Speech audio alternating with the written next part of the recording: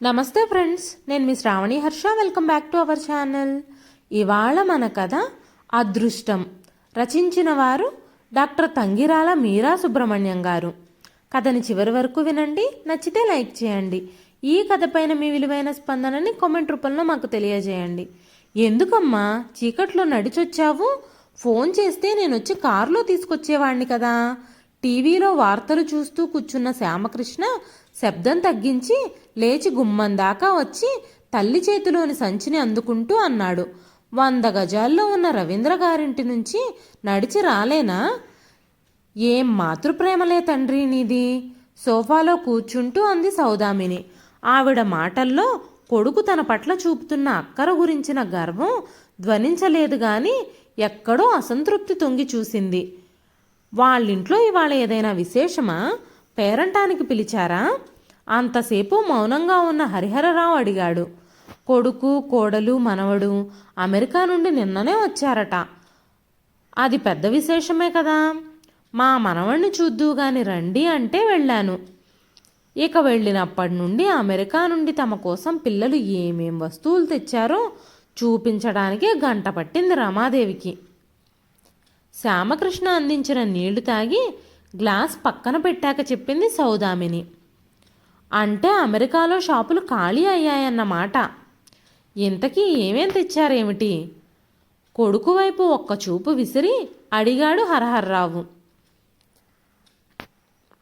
ఆయన కళ్ళల్లో కనీ కనపడనట్టు అల్లరి నవ్వు తొంగి చూసింది. రమాదేవికి ల్యాప్టాపు, డైమండ్ నెక్లెస్ తెచ్చాడట. వాళ్ళ నాన్నకేమో camcorder, DVD player, digital photo frame ఏవేవో తెచ్చాడు. ఇక్కడ వారం రోజులుండి తర్వాత వాళ్ళ అత్తగారి ఊరు పూణే వెళతారట. వివరాలు చెప్పింది సౌదామిని. నీకైనా ల్యాప్టాప్ మీద ఈమెయిల్ పంపడం వచ్చు కానీ ఆ రమాదేవి గారికి అసలు కంప్యూటర్ గురించి ఓనమాలు కూడా తెలియవు కదా. హాల్లో టేబుల్ మీద కుదురుగా కూర్చున్న ల్యాప్టాప్ వైపు ఒకసారి చూసి అన్నాడు శ్యామకృష్ణ. అక్కడ విషయం అది కాదు. వాళ్ళు అమెరికా నుండి అమ్మా నాన్నల కోసం వస్తువులు తేవడం అన్నది ముఖ్యం. హరిహర్రావు నవ్వును కనబడనీయకుండా నొక్కిపట్టి అన్నాడు. అసలు రవీంద్ర వాళ్ళ అబ్బాయి భాను మన వాడి గురించి విని ఆశ్చర్యపోయాడు. చెన్నై ఐఐటి నుండి కంప్యూటర్ ఇంజనీరింగ్ డిగ్రీని గోల్డ్ మెడల్ సాధించాక శ్యామ్ ఇంకా ఇండియాలో ఏం చేస్తున్నాడు?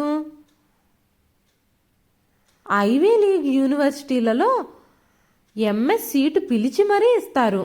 ఇంకా మాస్టర్స్ డిగ్రీ రాకముందే ఉద్యోగం వచ్చి ఒళ్ళో వాలుతుంది. రెసిషన్ ఉన్న మెరిట్ ఉన్న వాళ్లకు బాధ లేదా ఆంటీ? వెంటనే ప్రయత్నం మొదలు పెట్టమనండి అంటూ ఎంతో ఇదిగా చెప్పాడు అని చెప్పి నిట్టూర్చింది సౌదామిని. అయినా దేనికైనా అదృష్టం ఉండాలి అంది మళ్ళీ తనే.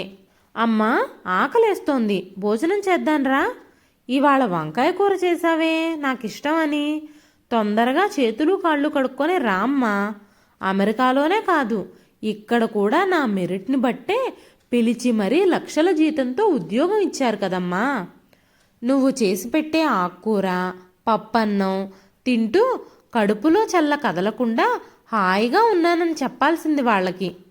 తల్లికి, తనకి, తండ్రికి టేబుల్ మీద కంచాలు పెట్టి వడ్డిస్తూ అన్నాడు శ్యామకృష్ణ. ఇంత బుర్రిచ్చిన దేవుడు నీకు యాంబిషన్ ఇవ్వలేదురా. నా కర్మ. ఉన్న ఊళ్ళో ఉద్యోగం, అమ్మ వండిన అన్నం పప్పు చాలు అనుకునేవాణ్ణి నిన్నే చూశాను. విసవిసా నడిచెల్లి చేతులు కడుక్కొని వచ్చి డైనింగ్ టేబుల్ ముందు కూర్చొంది సౌదామిని. సౌదామిని, హరిహరరావులకు 3 కూతుళ్ల తర్వాత పుట్టాడు శ్యామకృష్ణ. అమ్మాయిలు 3కి మంచి చదువు, ఉద్యోగం రావడం వల్ల కష్టపడకుండానే 3కి చక్కని సంబంధాలు కుదిరి పెళ్ళిళ్ళైపోయాయి. చెరొక చోట సుఖంగా ఉన్నారు. ఏడాదికో 2 ఏళ్లకో ఒకసారి పుట్టింటికి వచ్చిపోతారు.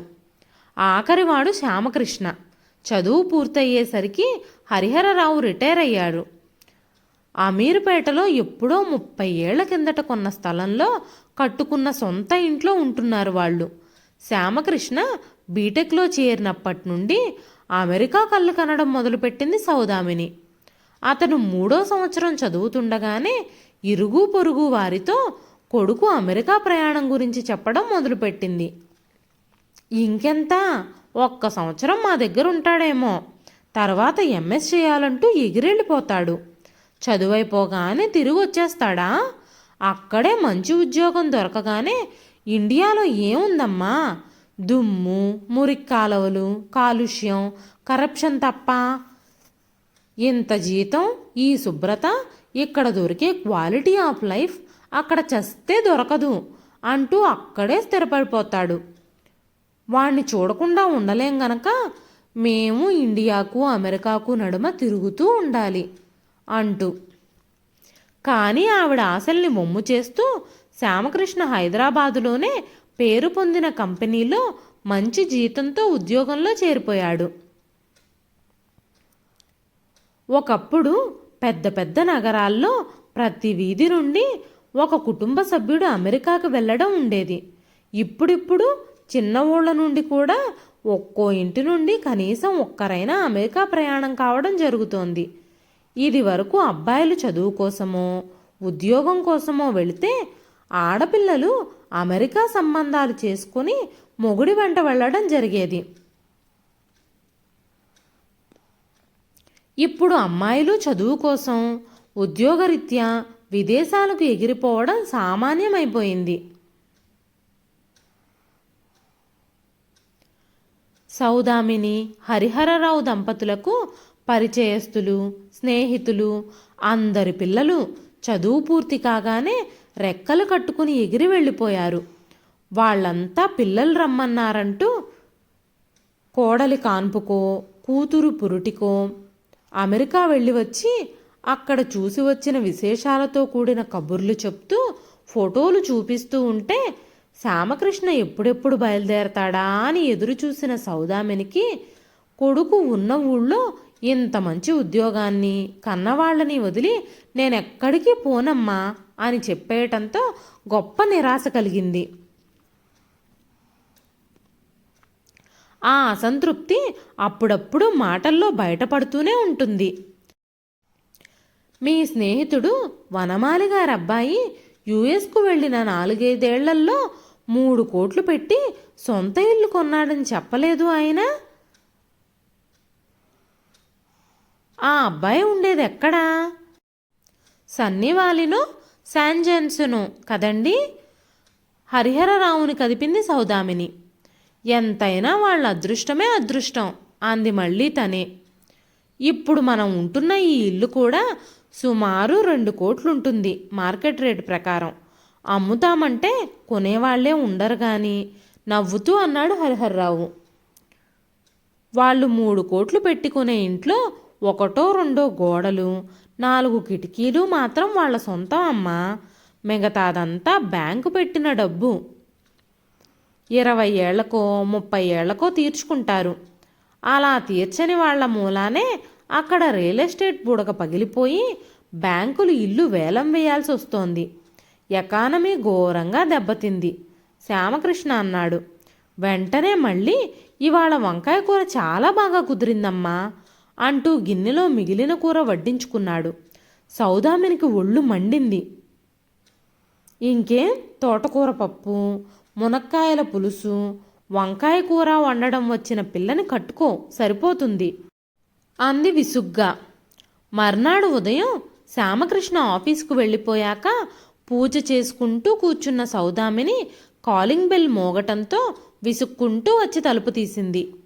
హరిహరరావు స్నానాల గదిలో ఉన్నాడు. వచ్చింది భరత్. హరిహరరావుకు వరసకు పెదనాన్న అయిన నరహరి గారి కొడుకు. వాళ్ళు సికింద్రాబాదులో కార్తికేయ నగర్లో ఉంటారు. భరత్ గత 20 సంవత్సరాలుగా అమెరికాలో స్థిరపడిపోయాడు. నరహరి గారికి 8 పదులు దాటడంతో ఇక ప్రయాణం చేయలేకపోతుండడం వల్ల అతనే వచ్చి చూసి వెళుతూ ఉంటాడు. మొదట్లో అతని భార్య పిల్లలు కూడా వచ్చేవారు. తరువాత అతను మాత్రం వచ్చి వెళుతున్నాడు. ఈ మధ్యన 6 నెలలుగా ఆయనకు ఒంట్లో బాగోలేకపోవడం వల్ల భరత్ భార్యతో కలిసి వచ్చి ఇక్కడే ఉంటున్నాడు. తండ్రిని ఆఖరి దశలో ఒంటరిగా వదిలిపోలేక ప్రత్యేక అనుమతితో ఇండియాలో ఉంటున్నాడు. అమెరికాకు వెళ్ళిన 10 ఏళ్లకే అతడికి అక్కడి సిటిజన్షిప్ వచ్చేసింది. నాన్నగారు ఎలా ఉన్నారు? ఒక్కడివే వచ్చావేం భరత్, సుమను తీసుకురావాల్సింది అంటూ ఆదరంగా ఆహ్వానించింది సౌదామిని. ఇంతలో హరిహరరావు స్నానం ముగించి వచ్చాడు. పెద్దనాన్న ఆరోగ్యం ఎలా ఉంది? మీకింకా లీవ్ ఉందా అంటూ భరత్ పక్కన కూర్చున్నాడాయన. సౌదామిని లోపలికి వెళ్ళింది కాఫీ పలహారం తేవడానికి. ఆవిడ లోపలికి వెళ్ళగానే, ఇలా అంటున్నానని ఏమీ అనుకోకు చిన్నా, ఈయన పరిస్థితి బాగాలేదని చివరి రోజుల్లో ఆయన దగ్గర ఉండాలని సిటిజన్ ఆఫ్ ఇండియన్ ఆరిజిన్గా ప్రత్యేక అనుమతితో వచ్చి ఉంటున్నామా? ఎన్నాళ్ళని ఇలా? అక్కడ నా కొడుకు ఉద్యోగంలో చేరుతున్నాడు. కూతురు గ్రాడ్యుయేషన్ పూర్తి చేసింది. వాళ్లను కూడా పట్టించుకోవాలి కదా మేము. ఈయనకు చూస్తే అటు ఇటు కాకుండా ఉంది. ఏం చెయ్యాలో తెలియక టెన్షన్ పడిపోతున్నాం అన్నాడు విసుగ్గా. హరిహరరావుకు ఏం మాట్లాడాలో తోచలేదు. వంటింట్లో ఉన్న సౌదామినికి ఈ మాటలు స్పష్టంగానే వినిపించాయి. అంటే కొడుకు దయతో కొన్నాళ్ళు లేక 6 నెలల్లో ఏడాదో అతి కష్టం మీద వచ్చి ఇక్కడ ఉన్నప్పుడు ఆ ముసలాయన తొందరగా హరి అనలేదని అతని ఆక్రోశమా అనే భావం భార్యాభర్తల మనసుల్లో ఒకేసారి మెదిలింది. అమ్మ హఠాత్తుగా గుండాగి చనిపోవటంతో ఎవ్వరినీ ఇబ్బంది పెట్టకుండా వెళ్ళిపోయింది. నాన్నకు వంట మనిషిని పని మనిషిని పెట్టి ఇన్నేళ్లుగా ఎలాగోలా జరిపాము. ఇంకో 3-4 నెలల కన్నా ఇక్కడ ఉండడం సాధ్యం కాదు మాకు. ఆ లోపు గనక ఈయన అంటూ సౌదామని కాఫీ తీసుకురావటంతో ఆగిపోయాడతడు. కాఫీ అందించి ఇక అక్కడ కూర్చోలేనట్టు లోపలికి వచ్చేసింది సౌదామిని. 2-3 నెలల్లో నరహరి గారు గనక కన్ను మూయకపోతే వీళ్ళని చాలా ఇబ్బంది పెట్టినట్టన్నమాట. భరత్ వాళ్ళమ్మ గుండాగి చనిపోవడం ఆవిడ అదృష్టమో లేక కొడుకు కోడలు అదృష్టమో అనుకుంటూ నిట్టూర్చింది సౌదామిని. భరత్ వెళ్ళిపోగానే ఏదో ఫోన్ రావటంతో కంగారుగా బయలుదేరి వెళ్ళిపోయాడు హరిహర్రావు. ఆ వెళ్ళడం మళ్ళీ రాత్రి 8ంటికి ఇల్లు చేరాడు. మధ్యాహ్నం భోజనానికి ఆలస్యమైందని సౌదామిని ఫోన్ చేస్తే, నువ్వు తినేసేయి, నేను రావడం ఆలస్యం కావచ్చు అని ఫోన్ కట్ చేశాడు.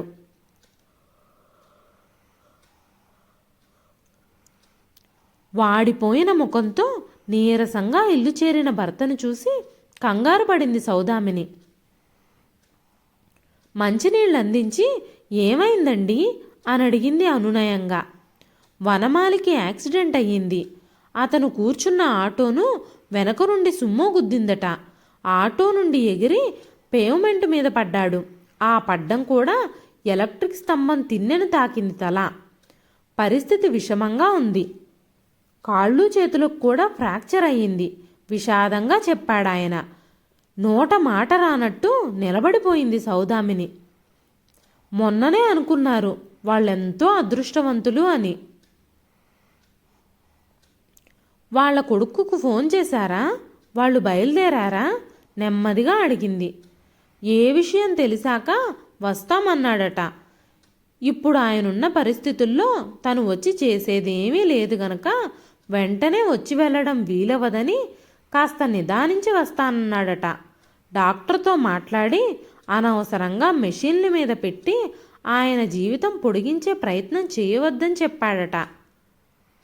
తల్లికి ఈ విషయం తెలీదు, నాకు డాక్టర్ చెప్పాడు, నిర్వేదంగా చెప్పాడు హరిహర్రావు. సౌదామిని నిలబడనేనట్టు సోఫాలో కూలబడింది. ఒకవేళ ఆయనకు బ్రతకాలని ఉన్నా మంచాన పడి ఉండడం కొడుకుకి ఇష్టం లేదు కనుక ఇవ్వగలిగిన ట్రీట్మెంట్ కూడా ఇవ్వొద్దన్నాడన్నమాట. ఏం పిల్లలు, వీళ్ల కోసం జీవితంలో 25 ఏళ్లు ధారపోసి ప్రాణంగా పెంచుతాం. నిజంగా అటువంటి పిల్లలుండడం తల్లిదండ్రుల దురదృష్టం. ఒక్కడే కొడుకు కదా, కర్మ జరిపించడానికి రాక తప్పదని ఆ కబురేదో తెలిసాక బయలుదేరదామని అనుకున్నాళ్లా ఉంది. సౌదామిని గొంతు వణికింది. శ్యామకృష్ణ ఇంటికి వచ్చే సమయానికి భార్యాభర్తలిద్దరూ కాస్త గుండె దిటవు చేసుకుని మామూలుగా ఉండడానికి ప్రయత్నించారు. అమ్మా, నన్ను 1 సంవత్సరం అమెరికాలో పనిచేయడానికి పంపిస్తారట మా కంపెనీ వాళ్ళు. భోజనాల దగ్గర మౌనంగా ఉన్న తల్లిదండ్రులను సంభాషణలోకి దింపుతూ అన్నాడు శ్యామకృష్ణ. ఉలిక్కి పడింది సౌదామిని. సంవత్సరం అని పంపి మళ్ళీ పొడిగించరుగా? భయంగా అడిగింది. ఎప్పుడు వెళ్ళాలిరా అని అడిగాడు హరిహర్రావు. 3-4 నెలల కన్నా ఎక్కువ ఉండాల్సి వస్తే నేను వెళ్ళనని చెప్పేశాను నాన్న, ఇక వాళ్ళిష్టం అన్నాడు శ్యామకృష్ణ. సౌదామిని ముఖంలోకి కళొచ్చింది. మంచి పని చేశావు అంది వెంటనే. తల్లివైపు ఆశ్చర్యంగా చూశాడు శ్యామకృష్ణ. మర్నాడు శనివారం, సెలవు రోజు. 8ంటికి నిద్రలేచిన శ్యామకృష్ణ హడావిడిగా తయారవుతూ, అమ్మా, ఇవాళ మా కొలీగ్ని మన ఇంటికి బ్రేక్ఫాస్ట్కి పిలిచాను, టిఫిన్ ఏం చేస్తున్నావు అని అడిగాడు. పెసరట్టుకు నానబోసాన్రా, ఉప్మా కూడా చేయమంటావా అని అడిగింది సౌదామిని. అంతకంటే నేనేమీ అడగను మాత, నాటకీయంగా అనేసి స్నానానికని బాత్రూంలో దూరాడు. సౌదామిని ఉప్మా చేసి పెట్టి పెసరట్లు వేయడానికి సిద్ధమవుతుండగానే కాలింగ్ బెల్ మోగింది. హరిహరరావు పెరట్లో ఉండటంతో శ్యామకృష్ణ స్నేహితుడే అయి ఉంటాడు అనుకుంటూ చేతులు కడుక్కొని వెళ్ళి తలుపు తీసింది సౌదామిని. అక్కడ అందమైన అమ్మాయి నిలబడి ఉండటంతో అర్థం కానట్టు చూసిందావిడ. నేను శ్యామ్ కొలీగ్నండి, నా పేరు దివ్య అన్నది ఆ అమ్మాయి. ఆమె చూపులు శ్యామ్ కోసం వెతుకుతున్నాయి. తడబాటును కనబడనీయకుండా సర్దుకుంటూ, అవునమ్మా, శ్యామకృష్ణ చెప్పాడు, ఇలా వచ్చి కూర్చోమ్మా, మంచినీళ్ళు కావాలా అంటూ కుశల ప్రశ్నలు వేసింది. శ్యామ్ అన్న ఆ పిల్ల పిలుపులోని సాన్నిహిత్యం ఆవిడ దృష్టిని దాటిపోలేదు. హాయ్ దివ్య అంటూ వచ్చి ఆ అమ్మాయి పక్కనే కూర్చున్నాడు శ్యామకృష్ణ. వాళ్లకు కాఫీ పలహారాలు ఏర్పాటు చేయడానికి లోపలికి వెళ్ళింది సౌదామిని. కాసేపట్లో దివ్య కూడా వంటింట్లోకి వచ్చింది. ఆంటీ, నేను సహాయం చేయనా అంటూ.